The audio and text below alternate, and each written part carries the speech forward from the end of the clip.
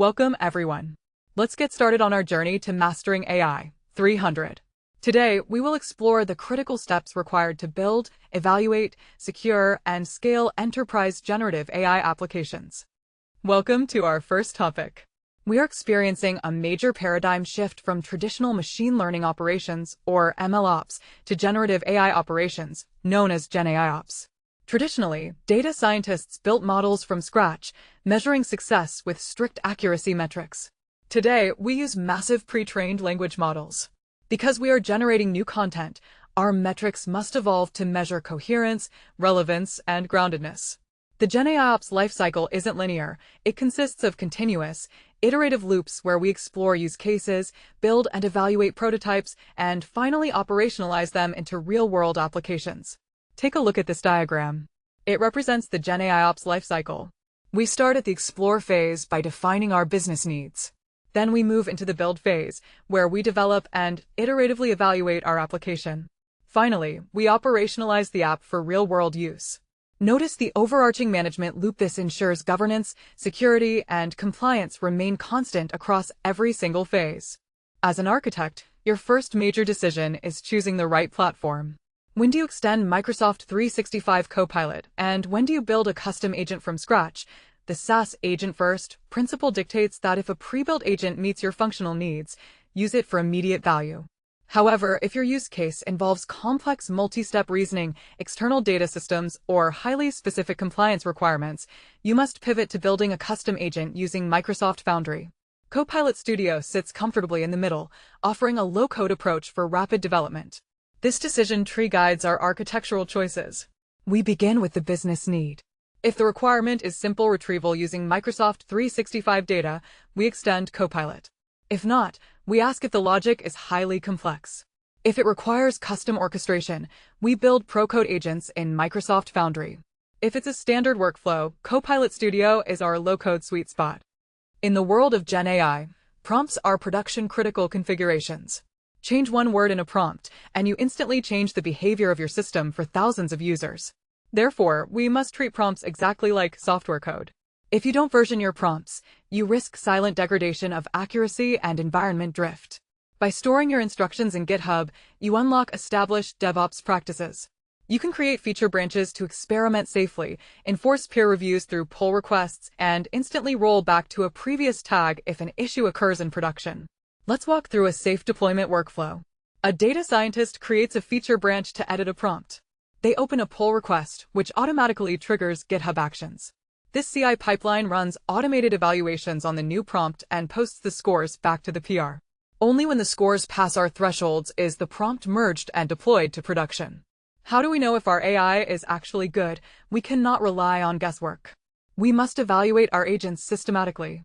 We measure specific metrics like relevance, intent resolution, and groundedness, which verifies factual accuracy based on provided sources. Manual human evaluation is essential for nuance, but it doesn't scale. That's why we use automated batch evaluations. However, we must first validate these automated tools using a process called shadow rating, where both humans and AI score the same outputs. Once their correlation aligns, we can trust automated evaluations as quality gates in our CI/CD pipelines. Here is our progressive evaluation strategy. We feed a diverse test dataset into the Azure AI Evaluation SDK. The system generates scores. If all metrics meet our defined threshold, say 4.2 out of 5, the pull request is automatically approved. If it fails, the pipeline halts, triggering a human-in-the-loop review to analyze the disagreement and refine the prompt before retesting. Monitoring tells you that your application is broken, but tracing tells you exactly why. Generative AI workflows involve chained logic and nested model calls.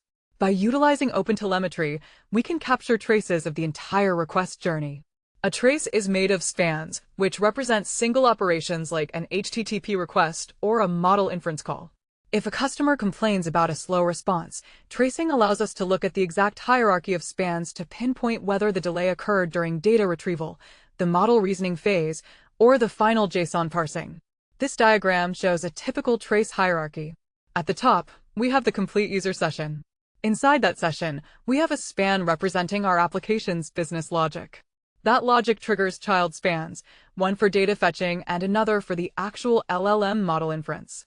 Attached to the inference span are critical attributes, like how many tokens were consumed and exactly how many milliseconds the operation took. Once our application is in production, we must monitor it continuously. Because LLMs process requests differently based on prompt length and complexity, we focus on behavioral metrics. We must track latency, how long responses take to generate, and throughput. Equally important is token usage. Every word generated costs money, so monitoring tokens helps us manage operational budgets. By exporting our telemetry to Azure Monitor Application Insights, we can visualize these metrics on real-time dashboards and set up automated alerts if error rates or costs suddenly spike. This flow illustrates our operational telemetry pipeline. Our generative AI application continuously emits logs, metrics, and traces into an open telemetry collector. This data is securely exported to Azure Monitor. From there, we visualize the health of our system using custom dashboards and trigger automated alerts that notify our engineering team to initiate incident response when anomalies are detected. Deploying AI responsibly is non-negotiable. We must adhere to core principles like fairness, privacy, and safety. Generative AI faces unique threats, primarily prompt injections where bad actors try to override system instructions and the accidental leakage of sensitive data. To mitigate this, we employ a defense in-depth strategy. We utilize Azure AI Content Safety to filter out toxic outputs, and we deploy prompt shields specifically designed to detect and block jailbreak attempts. Furthermore, by detecting PI at our gateway layer, we can redact sensitive information before it is processed by the model. Observe the security layers in this diagram.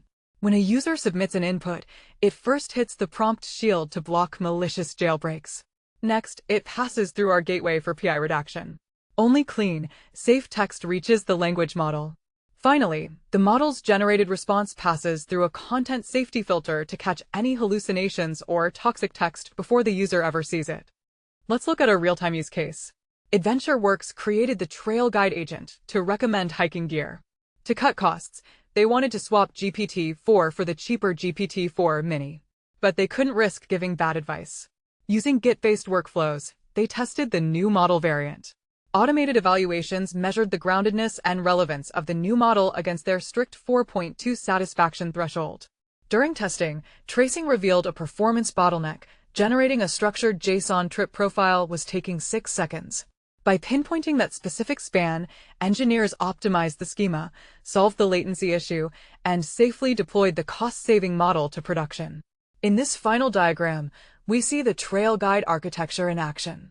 The user request routes through the GenAI gateway to our new GPT-4 Mini model. The model generates the hiking profile, while OpenTelemetry sends performance data to Azure Monitor. The trace highlights the 6-second latency spike, allowing our engineers to optimize the JSON schema and update the model instantly. This is GenAIOps working perfectly.